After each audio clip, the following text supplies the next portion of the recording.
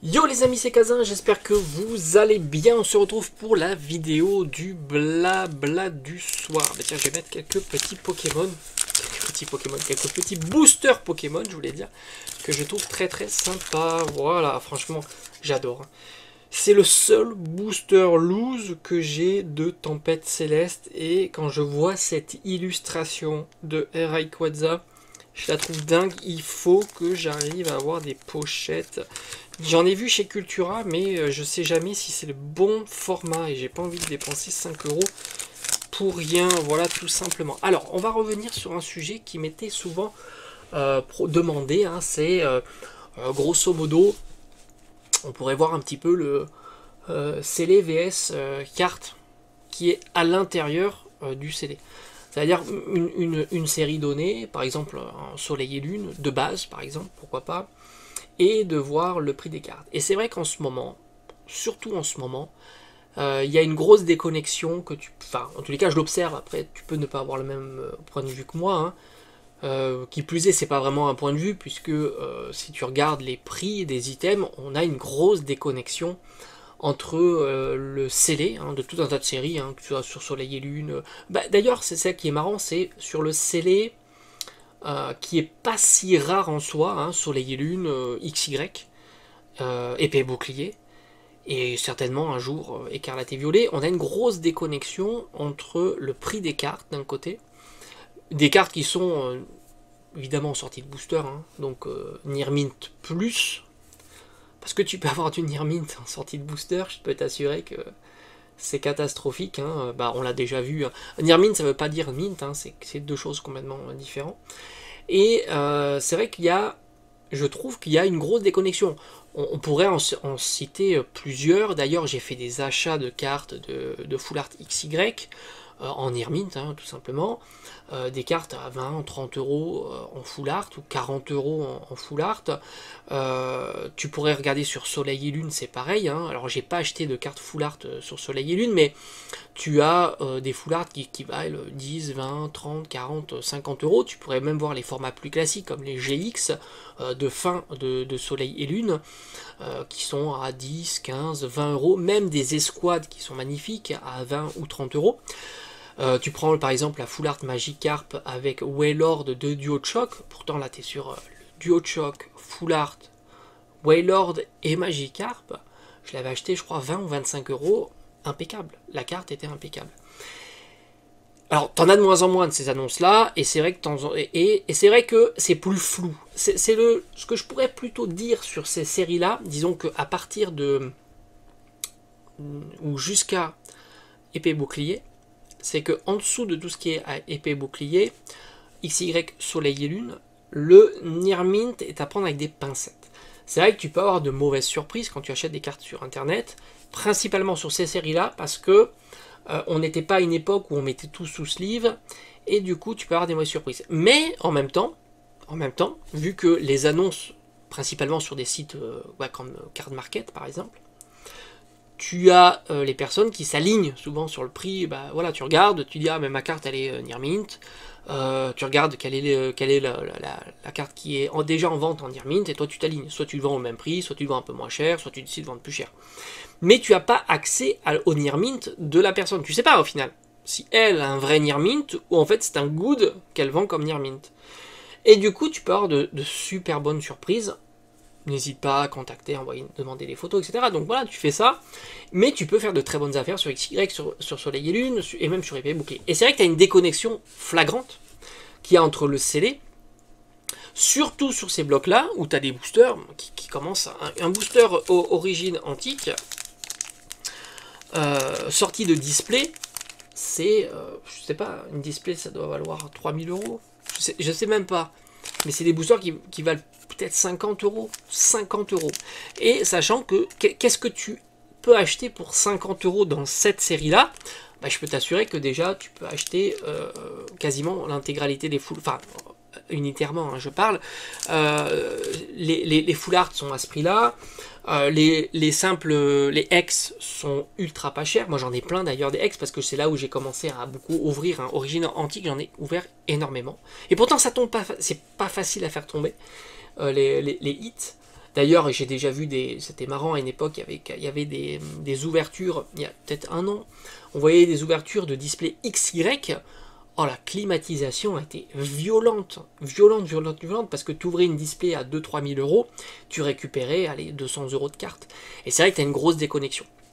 Grosse déconnexion, tu peux faire des très très bonnes affaires sur les cartes, en état, je te dis, near mint, voire même mint, parce qu'il n'y a pas une grosse popularité, et je ne serais pas même surpris de voir sur des séries encore un peu plus anciennes, hein, du noir et blanc, du HS, Earth Gold and Soul Silver, j'en ai fait d'ailleurs des achats, hein, je t'ai montré mes Mew par exemple achetés, la personne la vendait je l'ai eu à 20 euros, et j'en ai même eu en convention, je veux dire, où là les personnes sont aguerries, le savent, parce qu'il n'y a pas de, du moins à l'époque, peut-être que maintenant ça bouge un petit peu plus sur ces genres de blocs, parce que ben, c'est normal, hein, les cartes qui sont bon marché à un certain moment, alors les cartes qui sont déjà très chères, bah, les gens n'ont pas toujours les moyens, donc tu te déportes en fait, donc tu crois à la popularité, tu te déportes sur des... Puis en plus, il y a l'âge, hein, qui fait que il y a la nostalgie, peut-être que il y a ceux qui ont la nostalgie de ces blocs sont plus âgés et ont peut-être plus les moyens de mettre les sous sur ces cartes-là, donc forcément, tout se décale et ça monte. Mais à une époque, quand je te disais que j'aimais beaucoup, et j'aime toujours ces cartes-là, et j'en achetais beaucoup, tu pouvais les trouver en Near Mint. Moi, j'ai des Mew qui sont en Near Mint. Alors, elles sont pas exceptionnelles, elles sont pas en Mint, mais je les ai achetées 20 euros, tu vois. Et c'est comme un Rwagada HS, enfin Earth Gold and Soul Silver. Je les ai achetés, j'en ai acheté en convention là aussi une petite dizaine d'euros en état near mint, tu vois, etc. Bon, c'est pour ça que tu t'aperçois que oui, ces blocs-là sont très déconnectés. Pourquoi je dis déconnectés? Parce que c'est pas du tout la même chose quand tu ouvres un booster, déjà, tu ouvres un booster set de base, déjà en plus il a baissé. Il n'est pas spécialement rare, hein. Tu as vu, il y a beaucoup de disponibilité sur cette de base, mais disons que tu as un prix qui est assez conséquent. Mais là, tu as différentes cartes qui te permettent de amortir ton ouverture. Les cartes communes, peu communes, les starters, etc. Ce qui te fait un réservoir de cartes qui te permettent d'amortir considérablement ton ouverture. Tu as le gros objectif, tu le sais, les 3 starters, Dracofeu, etc. Donc tu as les grosses cartes, tu as les cartes qui t'amortissent ton ouverture. La gradation impacte énormément, hein. Tu as un 10, c'est colossal, un Pikachu, set de base 1, PSA 10, ça vaut quelque chose, peut-être 200, 300 euros. Donc tu t'aperçois sur le prix du booster, c'est énorme. Les autres cartes valent toujours 10, 20 euros, 30 euros en loose, etc. Donc tu amortis l'ouverture. Ce que tu ne retrouves pas sur des séries comme XY, Soleil et Lune, Épée Bouclier. Parce que bah, c'est pas du tout la même historique, c'est pas... Il y a beaucoup plus de cartes tu prends XY, il y a énormément de cartes communes, peu communes, rares, holographiques qui circulent. C'est très facile d'en trouver en état near mint, et il n'y a pas de plus-value à les faire grader. Là aussi, c'est un impact. C'est-à-dire que la carte, elle vaut peut-être 10 centimes ou 20 centimes. La faire grader, tu dépenseras déjà 10 ou 15 euros pour faire grader. Ça n'apporte rien. Alors oui, ça va valoir 10 euros peut-être la carte en PSA 10, d'avoir une carte commune, peu commune, rare, holographique de ces blocs-là, mais ça n'apporte rien. Et c'est vrai que tu as une grosse déconnexion comparativement par rapport au prix au scellé, et cette déconnexion est plus flagrante à partir de 2021, parce qu'avant 2021, le scellé n'intéressait pas énormément de personnes, du moins c'était pas popularisé. Je pense qu'il y avait beaucoup de collectionneurs de scellés, mais qui ne le montraient pas spécialement. Moi je collectionne de scellés depuis à peu près 2015, principalement sous forme de coffret. Moi c'était mon truc, les coffrets. Maintenant j'ai changé parce que j'ai plus de place, hein, tout simplement. Mais j'aimais bien le côté, les boosters, la carte promo, c'était quelque chose que je trouvais agréable, et je n'aimais absolument pas tout ce qui était display. Bon, je n'aime pas plus les displays maintenant, parce qu'il n'y avait pas ce côté carte promotionnelle, voilà. Bon, après, chacun aime collectionner ce qu'il veut, mais c'est vrai qu'il n'y avait pas cet engouement pour le scellé. Et d'ailleurs, tu trouvais beaucoup de séries en promotion. D'ailleurs, beaucoup le disent, hein, ils trouvaient des boosters à 1 euro. Moi, j'en ai jamais trouvé à 1 euro, mais à 2-3 euros, tu en trouvais assez régulièrement. Et tu as des séries même plus anciennes que tu pouvais trouver pour 3 fois rien. Et c'est même à l'époque, je me souviens, dans les boutiques de jouets, ils avaient tendance, alors je sais pas qui faisait ça, mais à reconditionner. Ça veut dire te reconditionner tout un tas de séries dans un item avec un classeur, 10 boosters, etc. Et même les decks, ils les reconditionnaient ensemble, ils faisaient des méga bundles de decks, etc. Ce que tu ne vois plus maintenant. Et du coup, tu pouvais avoir du scellé pour vraiment pas très très cher. Et le scellé intéressait beaucoup moins. Maintenant, c'est plutôt l'inverse. Enfin, les cartes ont toujours été bon marché aussi. Ça, c'était quelque chose d'assez courant. Souvent, la grosse carte de la série, c'était 30 euros, 40 euros, ce qui était déjà énorme à l'époque. Bah, c'est normal parce que quand t'attendais un petit peu, c'est ça qui était assez sympa. C'est que moi, j'ouvrais rarement la série du moment parce que tu savais que la série du moment, dans quelques mois, tu pourras la trouver pour moins cher. Donc j'avais toujours un petit décalage. Voilà, c'est ce que je faisais. Comme je t'ai dit, j'ai acheté mes displays à 100 balles. Alors pas toutes les séries, hein, évidemment, parce qu'il y a des séries qui étaient plus compliquées, plus tendance, les points 5, les choses comme ça. Enfin, mais beaucoup, tu les retrouvais quelques années après à 50%. Donc du coup, moi ce que je faisais, c'est que j'ouvrais en décalé, tout simplement. Et après, bon, j'ai changé le système, parce que le système a changé par lui-même aussi. Et c'est vrai que depuis 2021, bah, c'est plus la même problématique. Les cartes communes, peu communes, rares, même les ultra rares sont ultra bien conservées. Ce qui fait que tu as beaucoup plus de cartes dans ces états-là. Et c'est pour ça qu'il y a vraiment, on peut dire, une déconnexion flagrante, et de plus en plus d'ailleurs, parce que le scellé croît énormément. Je veux dire, il y a eu, là on sait que les cartes se sont un petit peu cassé la figure, mais ça n'a pas été le cas du scellé. Le scellé, c'est pas cassé la figure. Donc forcément, tu as accru la différence entre le prix des cartes et le prix du scellé. Moi, ce qui m'avait toujours surpris, alors c'est vrai que certains te disent oui, mais parce que il y a le taux de drop, etc. Non, mais ça, c'est pas ça qui... Taux de drop, on s'en fout.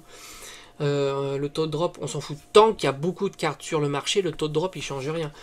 Quand tu as 50 annonces pour une carte ultra rare, même si elle tombe tous les 10 000 boosters, il y a 50 annonces, tu vois, donc elles se battent entre elles, et tant qu'elles sont pas, ces annonces-là sont pas parties, il y a toujours 50 annonces. Donc au final, ça change rien. Au final, ça change rien. D'ailleurs, je me souviens toujours que tu prends XY Evolution.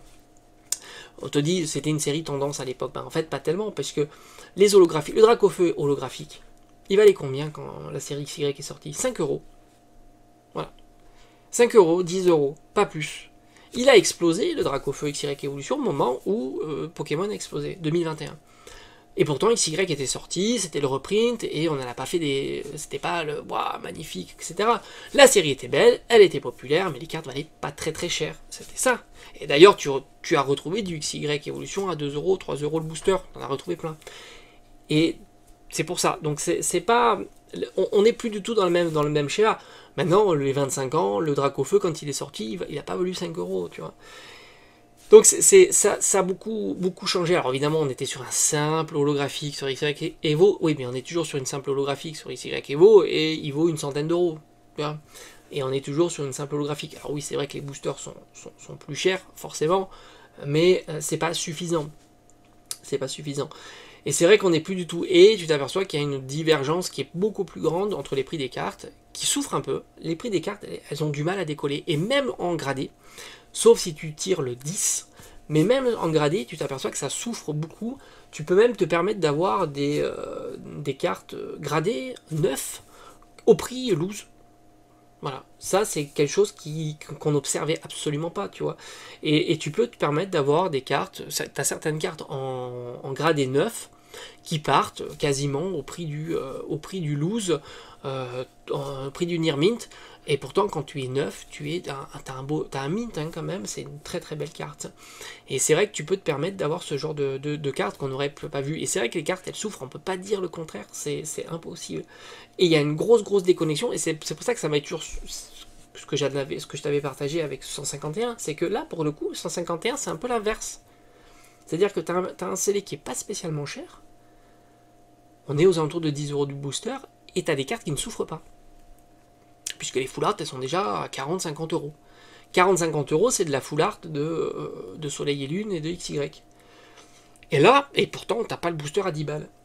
Et là, tu te dis, oui. Et pourtant, je suis persuadé que Soleil et Lune et XY, le taux de drop des full art est bien plus bas que le taux de drop des full art de 151. Et là, t'as une série qui... C'est l'inverse. C'est-à-dire que t'as le scellé qui pourrait même être sous-coté comparativement au prix des cartes de la série. Donc c'est assez marrant de voir que vraiment 151 c'est vraiment une particularité. Mais sinon oui, tu as une grosse déconnexion entre le prix des cartes Soleil et Lune, c'est affolant. C'est affolant parce que tu es sur des formats de cartes qui ne sont pas populaires, et du coup, bah, voilà, tu sais très bien qu'une full art, elle va pas valoir 200 €, tu vois. Même si c'est Noctali qui est dessus. Alors peut-être si tu arrives à la grader à 10, mais ça c'est encore autre chose. Mais tu prends un Soleil et Lune, de base par exemple, tu as du Noctali je crois et du Mentali. Si ta display elle vaut peut-être 500 €, hein, quelque chose comme ça. C'est pas une série exceptionnelle. Et bah, tu as des annonces de ces cartes-là on va dire raisonnablement entre 50 et 100 €. Et je pense que dans ces annonces-là, entre 50 et 100 €, tu as un vrai Nirmint. Il faut se méfier quand même, mais je pense que tu as un vrai Nirmint. Et du coup, la grosse carte de la série, en ayant des boosters qui sont quand même au prix quasiment de Névo Céleste, c'est le jour et la nuit, quoi. Donc ouais, c'est vrai qu'il y a des séries, c'est une déconnexion. Alors qu'est-ce qui va se passer un jour? Est-ce que les cartes vont reprendre un petit peu leur caractère valeur, quoi, en se disant, bah, écoute, vu que le scellé vaut ce prix-là, les cartes dedans devraient valoir un petit peu, alors je dis pas d'être équivalent, c'est pas possible, tu sais très bien que tu es perdant, on va dire, si tu ouvres des boosters, ce qui est plutôt logique, sinon il n'y aurait plus d'items scellés, il y aurait que des items ouverts. Mais disons que j'aime à dire moi toujours 50%, tu vois, et pour récupérer 50% sur une display à 600 € par exemple, bah, il faut que soit les cartes elles tombent hyper régulièrement, mais c'est pas le cas, soit tout simplement tu as des grosses cartes qui vont amortir quand ça va tomber. Et c'est pas le cas dans beaucoup de séries. Sur Soleil et Lune, tu as une carte, tout bloc Soleil et Lune, tout. Je pense que tu as une carte qui vaut plus de 1000 €. Une seule. Et tu as des displays qui sont déjà à 2000 €. Pour épée et bouclier, tu as là aussi peut-être 2 cartes qui dépassent les 1000 €. Et pourtant, là aussi, tu commences à avoir des displays qui chiffrent beaucoup. Bah, même les veaux célestes. Hein. Je pense qu'on n'est jamais rentable sur Evo Céleste, hein, tout simplement. Alors je parle pas de côté chance, hein. Je pense que si tu fais une statistique sur je sais pas, tu ouvres N booster et tu regardes à chaque fois ce que tu fais looter, etc., je pense que au final, sur le très long terme, sur ces séries-là, tu n'es jamais rentable, tout simplement. Alors en tous les cas, c'est une particularité. Est-ce que ça va un jour... Parce que c'est vrai que le scellé, on a du mal à l'imaginer baisser significativement, hein. Qu'il y ait des swings, ça peut arriver, hein, 1000, 1002, 1000, 1002, etc. Mais une vraie baisse qui s'installe durablement, sans compter que si la baisse elle s'installe durablement, tu peux imaginer qu'il y a des gens qui pourraient se dire, oh là là, imagine-toi, je sais pas, tu as acheté une display 400 €, dans l'objectif de la vendre 1000, allez, admettons. Elle est à, je sais pas, 900 €. Donc ton objectif il n'est pas atteint. Donc tu dis, bah ça va continuer à monter, je me fais pas de soucis, moi j'ai acheté 400, elle est à 900, je suis très content. Et puis tu t'aperçois qu'elle commence à diminuer, 800, puis 700. Là, la personne pourrait dire, bah oui, bon alors là, elle est à 700, si ça continue à diminuer, moi je vais perdre, etc., donc je vais la vendre. Donc il peut y avoir des phénomènes comme ça, mais bon, ça peut aussi arriver. Mais je vois mal le scellé diminuer, mais en tous les cas, on a vu, en tous les cas, les cartes, elles, diminuer, et fortement. Et d'ailleurs, c'est ce qui a plombé complètement le bloc écarlate et violet, qui lui s'est fait ramasser en ayant des full art à quelques euros, des alternatives à 10, 20, 30 €, voire même 5 € des alternatives, chose qu'on n'aurait pas imaginé. Mais le scellé, alors évidemment sur le récent, lui aussi il a été plombé, tu l'as vu en période de promotion, en période de solde, etc. Et ça le rend évidemment plus cohérent, mais ça a aussi impacté d'autres cartes, hein, évidemment. Allez, je te dis à bientôt, et on se dit à la prochaine.